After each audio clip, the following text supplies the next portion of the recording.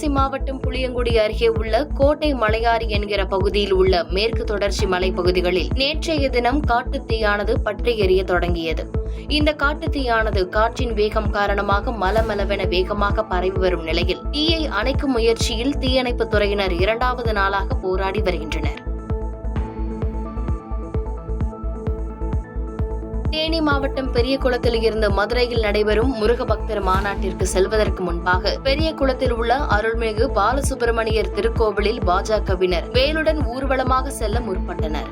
அப்போது கோவில் வாசல் முன்பாக இருந்த காவல்துறையினர் முருக பக்த மாநாட்டிற்கு செல்லவிருந்த பாஜகவினர் மற்றும் பொதுமக்களை தடுத்து நிறுத்தினர். இதனால் மாநாட்டிற்கு செல்ல இருந்தவர்களும் காவல்துறையினருக்கும் இடையே கடும் வாக்குவாதம் ஏற்பட்டது.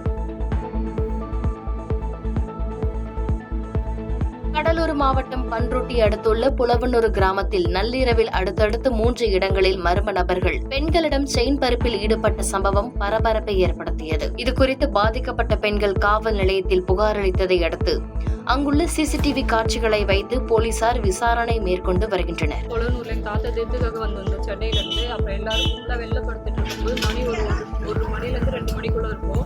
என் பையன் வந்து இந்த கையில படுத்துட்டு இருந்தான். நான் வந்து இந்த சைடு திரும்பி படுத்துட்டு இருந்தேன் அவன் சைடா. அப்போ அவன் வந்து கழுத்துல வந்து செயின் அறுக்கும் போது நான் பிடிக்கும் போது என் பையன் இந்த கையில இருந்தாலே என்னால எட்டி அவனை பிடிக்க முடியல. இவனை கீழே போட்டுட்டு நான் திரும்புறேன். அவன் எழுந்துச்சு ஓடுறான். ஓடின உடனே நான் குரல் கொடுத்த உடனே எல்லாரும் வந்து எந்திரிச்சு இந்த சைட உடனே அவன் காட் சைடு வழியா ஓடிட்டு இருக்கான். செங்கல்பட்டு மாவட்டம் அருகே உள்ள தனியார் தொழிற்சாலையில் இருந்து பணியாளர்களை ஏற்றிக்கொண்டு தேசிய நெடுஞ்சாலையில் வந்து கொண்டிருந்த தனியார் தொழிற்சாலை பேருந்து சாலை தடுப்பு சுவர் மற்றும் இருசக்கர வாகனத்தில் மோதி விபத்துக்குள்ளானது. இதில் அதிர்ஷ்டவசமாக பேருந்தில் பயணித்த தொழிற்சாலை ஊழியர்கள் சிறு காயங்களுடன் உயிர் தப்பினர்.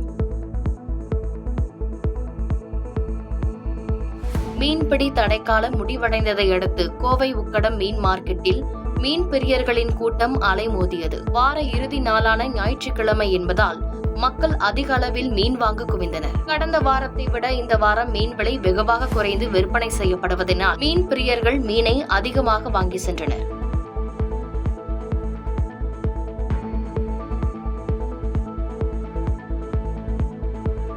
மயிலாடுதுறை மாவட்டம் மேலையூரில் அமைந்துள்ள காவிரி ஆற்றின் கடைசி கதவணைக்கு மேட்டூரில் இருந்து திறக்கப்பட்ட காவிரி நீர் வந்தடைந்தது. இந்த கதவணையில் நீரை தேக்கி வைத்து பாசனாறுகள், கிளை வாய்க்கால்கள் மற்றும் பெருந்தோட்டம் ஏரிக்கு தண்ணீர் திறக்கப்படுவது வழக்கமாக உள்ள நிலையில் மேலையூர் வந்தடைந்த நீரை அதிகாரிகள் மற்றும் விவசாயிகள் மலர் தூவி வணங்கி வரவேற்றனர். வேலூர் மாவட்டம் காட்பாடி அருகே திகுவப்பள்ளி கிராமத்தில் வருவாய்த்துறை சார்பில் கிராமத்தின் அருகாமையில் உள்ள வனப்பகுதியில் சிறுத்தை நடமாட்டம் இருப்பதாக தண்டோரா அடித்து அறிவிக்கப்பட்டது மக்கள் மத்தியில் அச்சத்தை ஏற்படுத்தியுள்ளது. இதனைத் தொடர்ந்து தங்கள் பகுதியில் உள்ள வனப்பகுதியை ஒட்டி கண்காணிப்பு கேமராக்களை வைத்து சிறுத்தை நடமாட்டத்தை கண்காணித்து உரிய நடவடிக்கை எடுக்க வேண்டும் என அப்பகுதி பொதுமக்கள் வனத்துறையினருக்கு கோரிக்கை வைத்தனர். திண்டுக்கல் மாவட்டம் நத்தம் சாலையில் உள்ள தனியார் திருமண மண்டபத்தில் தமிழ்நாடு சுமை தூக்கும் தொழிலாளர் சங்க மாநில பொதுக்குழு கூட்டம் நடைபெற்றது.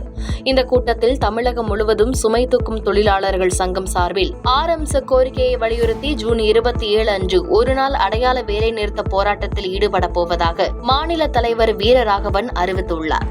அதேபோல தொழிற்சங்கத்திலே இருக்கிற தொழிலாளர்களுக்கு உண்டான பல்வேறு கோரிக்கைகளை வலியுறுத்தி நாங்கள் கடந்த மாதத்திலே போராட்டம் நடத்தினோம்.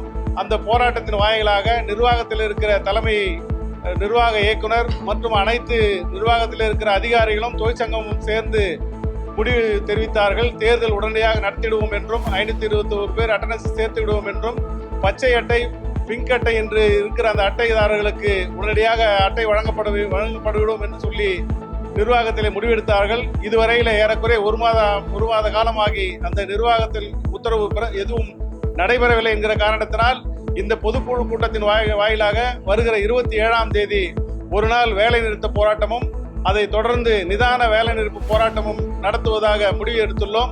அப்படியும் நிர்வாகம் அதற்கு செவிசாய்க்கவில்லை என்றால் பல்வேறு போராட்டங்களை நடத்துவது என்று இந்த பொதுக்குழு கூட்டத்திலே தீர்மானம் நிறைவேற்றப்பட உள்ளது.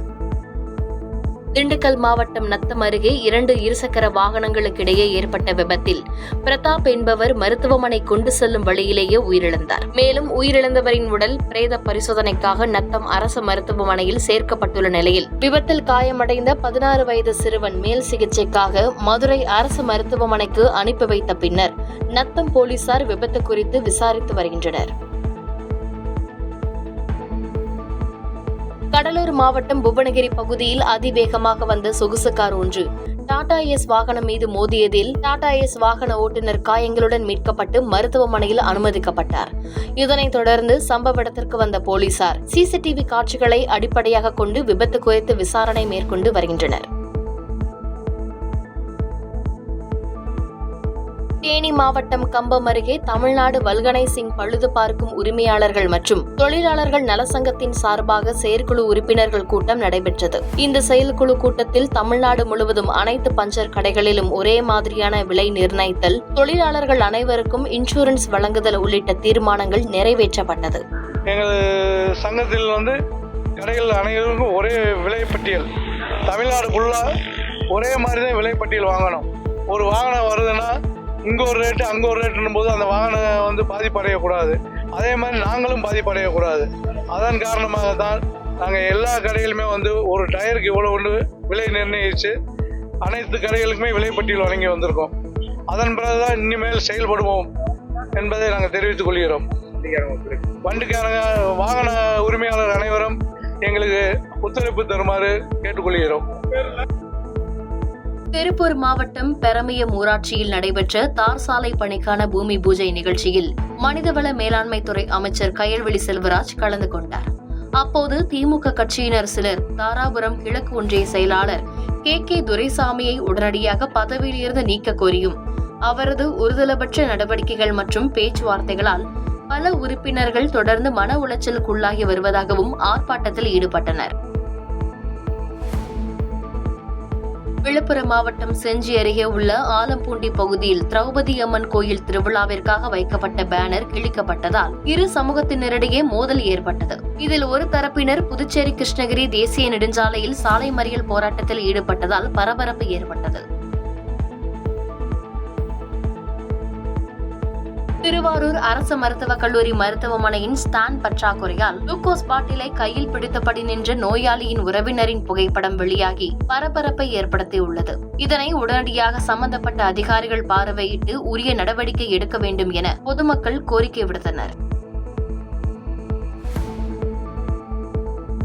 தருமபுரி மாவட்டம் அரூர் அடுத்த பூதிநத்தம் கிராமத்தைச் சேர்ந்த பாரதி ராஜா என்பவர் கடந்த 15 வருடங்களாக ஓசூர் நகர காவல் நிலையத்தில் பணியாற்றிய போது உடல்நிலை சரியில்லாமல் கடந்த மார்ச் மாதம் உயிரிழந்தார். இந்நிலையில் அவரது குடும்பத்தினருக்கு சக காவலர்கள் ஒன்றிணைந்து சுமார் 16 லட்சம் ரூபாய் சேர்த்து அதில் 3 குழந்தைகள் பெயரில் 6 லட்சம் ரூபாய் வைப்பு தொகையாக வங்கிக் கணக்கில் செலுத்தியுள்ளனர். சென்னை திருவொற்றியூர் ராஜா கடை பகுதியில் உள்ள மெட்ரோ டர்ஃப் மைதானத்தில் அதிமுக பொதுச் செயலாளர் எடப்பாடி பழனிசாமி பிறந்தநாளையொட்டி சிறுவர்களுக்கான கால்பந்து போட்டி நடைபெற்றது. இந்த போட்டியில் வெற்றி பெற்ற அணிகளுக்கு பரிசுகள் வழங்கப்பட்டது. வார விடுமுறையொட்டி கன்னியாகுமரியில் சூரிய உதயத்தை காண குவிந்த சுற்றுலா பயணிகள். சூரியன் உதயமான காட்சி தெளிவாக தெரிந்ததால் அதனை பார்த்து ரசித்தனர். இதனைத் தொடர்ந்து கன்னியாகுமரி பகவதி அம்மன் கோவிலுக்கு கிழக்கு பக்கம் உள்ள கிழக்கு வாசல் கடற்கரை பகுதியிலும் சுற்றுலா பயணிகள் திரண்டு இருந்ததால் மக்கள் கூட்டம் அலைமோதியது.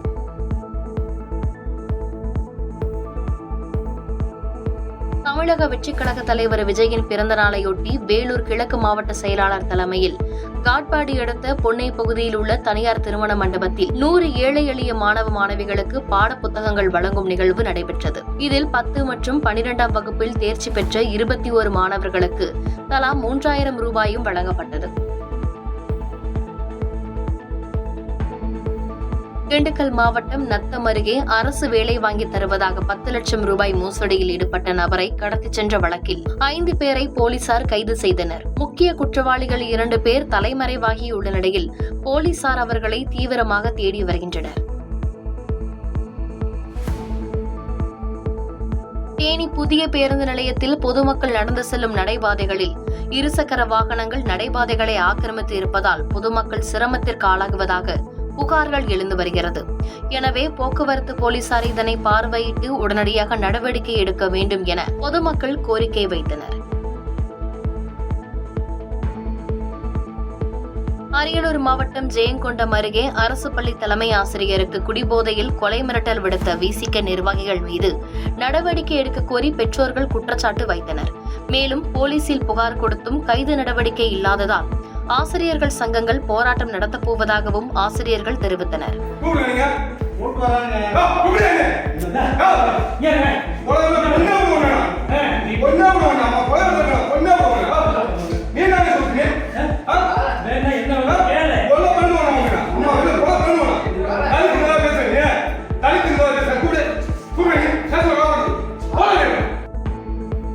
வேலூர் கோட்டையில் அமைந்துள்ள ஜலகண்டேஸ்வரர் கோவிலில் தமிழக வெற்றிக் கழக தலைவர் விஜயின் பிறந்தநாளை முன்னிட்டு தங்கத்தேர் இழுத்து சிறப்பு வழிபாடு செய்யப்பட்டது. மேலும் மேற்கு மாவட்ட செயலாளர் வேல்முருகன் மற்றும் செயற்குழு உறுப்பினர் வினோத் தலைமையில் நடைபெற்ற இந்த நிகழ்ச்சியில் தாவேகா நிர்வாகிகள் கலந்து கொண்டு சிறப்பித்தனர். வேலூரில் தமிழ்நாடு முற்போக்கு எழுத்தாளர் கலைஞர்கள் சங்கம் சார்பில் பாடல்கள் பாடி பறை இசைத்து தொடர் முழக்க போராட்டம் நடைபெற்றது. இந்த ஆர்ப்பாட்டத்தில் கீழடி அகழாய்வு அறிக்கையை மத்திய அரசு உள்ளபடியே வெளியிட வேண்டும் என்றும் கீழடியின் தொன்மை காலத்தை மத்திய அரசு குறைக்க முயற்சிப்பதை கண்டித்தும் கண்டன கோஷங்கள் எழுப்பப்பட்டது.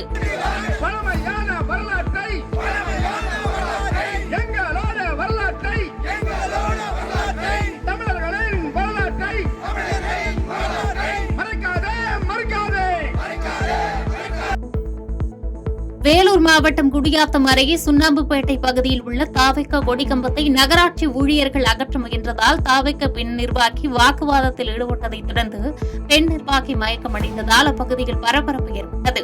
இதனைத் தொடர்ந்து குடியாத்தம் காவல் நிலைய போலீசார் தாவேகா நிர்வாகிகள் மற்றும் நகராட்சி ஊழியர்களிடையே பேச்சுவார்த்தை நடத்திய நிலையில் கொடிக்கம்பத்தை அகற்ற தாவேகா நிர்வாகிகள் ஒப்புக்கொண்டனர்.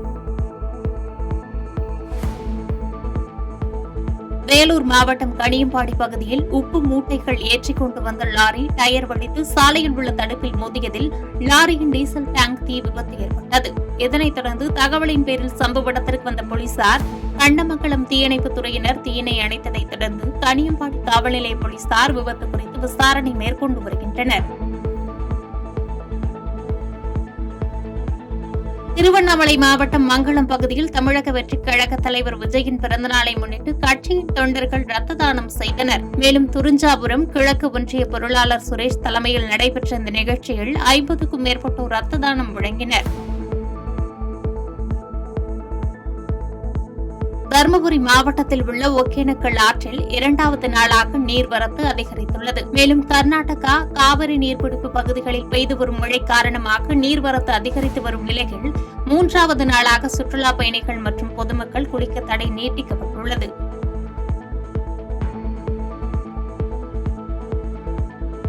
நீலகிரி மாவட்டம் கூடலூர் மைசூர் சாலையில் அமைந்துள்ள தலைக்குந்தா பகுதியில் உள்ள சதுப்பு நிலத்திற்கு விழிப்புணர்வு பலகை வைத்து அனுமதி மறுக்கப்பட்ட நிலையில் சுற்றுலாப் பயணிகள் தடை மீறி சதுப்பு நிலத்துக்குள் சென்று புகைப்படம் எடுத்து வருகின்றனர்.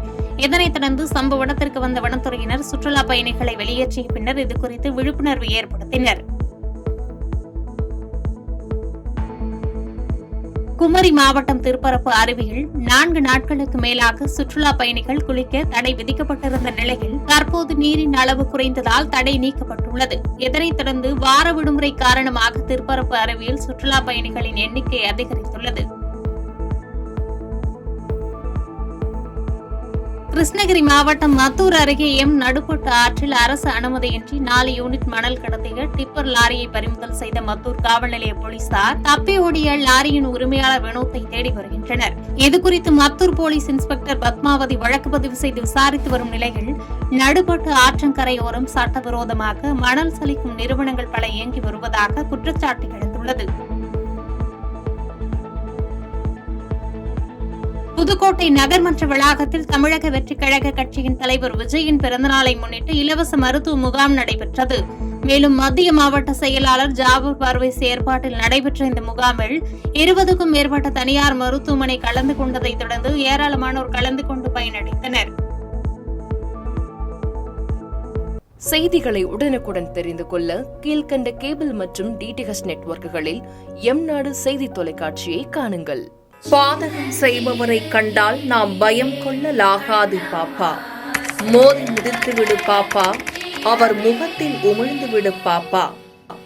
அண்மை செய்திகளை உடனுக்குடன் தெரிந்து கொள்ள இணைந்திருங்கள் எம்நாடு தொலைக்காட்சியுடன்.